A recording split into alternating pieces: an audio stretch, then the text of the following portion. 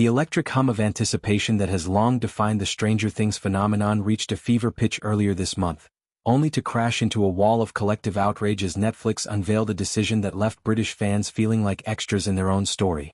The fifth and final season of the iconic sci-fi saga burst onto screens with the promise of closure to a narrative that has captivated millions since its humble debut nearly a decade ago. Released in strategic drops to heighten the suspense, the initial 4 episodes immersed viewers in the eerie undercurrents of Hawkins, Indiana, a town forever scarred by interdimensional rifts and monstrous incursions. Yet, just as the cliffhanger of episode 4 left hearts pounding with Noah Schnapp's Will Byers teetering on the precipice of revelation, Netflix's latest update twisted the knife. Exclusive fan screenings of the series' explosive conclusion would be confined to the United States and Canada, leaving UK audiences to stew in exclusionary silence.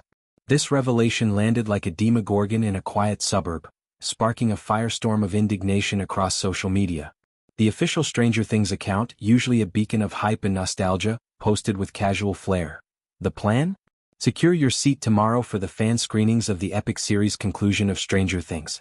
Asterisk in US and Canada only. The asterisk might as well have been a barrier, a digital, keep-out sign that ignited threads of disbelief and demands for equity. One fan's lament cut through the noise: "What a terrible day to be in England," capturing the raw sting of geographical gatekeeping. Another echoed the sentiment with exasperated eloquence: "Ugh, it's cool they're doing an epic screening but, US and Canada only? Seriously?"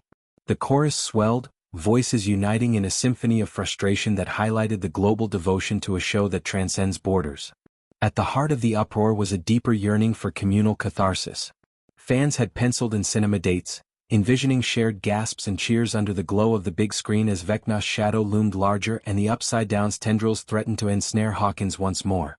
"This show is bigger than one continent, that's just a fact," one commenter argued passionately. "Couldn't they do a simultaneous, free global stream for fans outside North America?" The plea resonated, underscoring a perceived cowardice in Netflix's strategy. Why hoard the magic for North American theaters when the series reigns supreme in UK viewing charts? "Make it worldwide, you cowards, do you not think Europe wants this too?" Another fired back, their words a rallying cry for inclusivity. In a particularly vivid outburst, a devotee quipped, "Someone book me a flight right now," blending humor with the desperation of true fandom.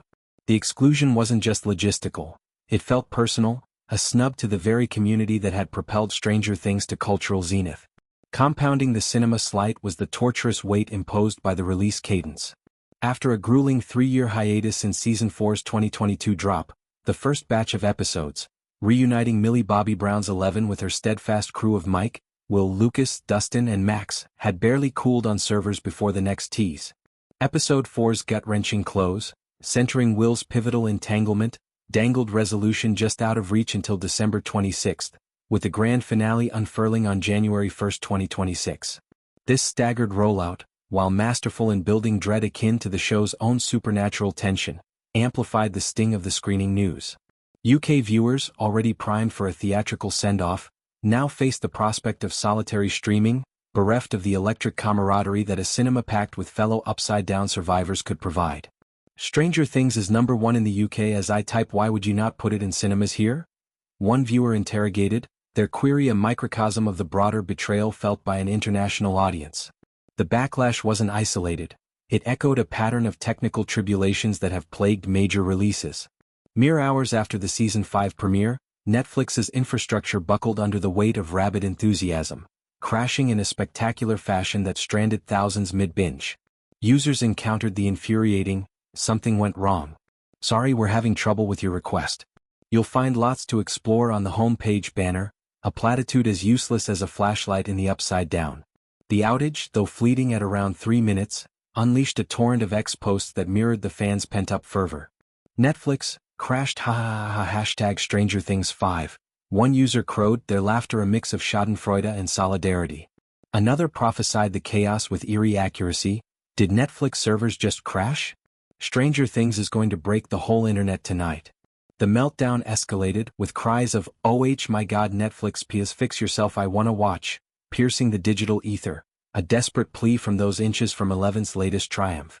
Skepticism laced the complaints, with one fan jabbing at corporate excess, "Billion-dollar company can't even keep the servers from crashing."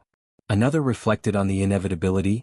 I feel like you guys should have known Netflix was gonna crash. This wasn't uncharted territory. Echoes reverberated from July 2022, when Season 4's Volume 2 triggered a similar server Armageddon, and Part 1 drew over 13,000 outage reports.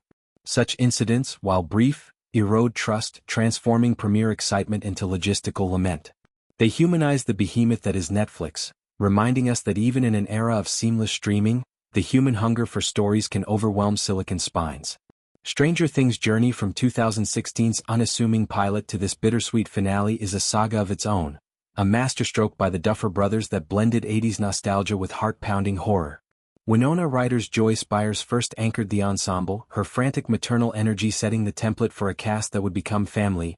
David Harbour's grizzled Hopper, Finn Wolfhard's earnest Mike, Gaten Matarazzo's quick-witted Dustin, Caleb McLaughlin's resilient Lucas, and Sadie Sink's fierce Max, alongside Natalia Dyer's introspective Nancy, Charlie Heaton's brooding Jonathan, Joe Keery's affable Steve, and Maya Hawke's enigmatic Robin. Critical acclaim rained down from the outset, propelling the series through 4 seasons of escalating stakes. Telekinetic awakenings, mind flayer invasions, Russian conspiracies, and Vecna's vengeful symphony, all underscored by synth-heavy soundtracks that evoke Walkman-era wanderlust. Season 5's first volume, 4 episodes strong, wasted no time plunging back into the fray, Eleven's powers flickering amid personal reckonings, the gang's bonds strained by time and trauma. Vecna's, Jamie Campbell Bower, malevolence festering in the shadowy realm, and the Upside Down's corruption seeping ever closer to Hawkins' fragile normalcy. The cliffhanger, with Will's arc surging forward, promises revelations that could redefine loyalties and fates. Yet as the calendar ticks toward Christmas and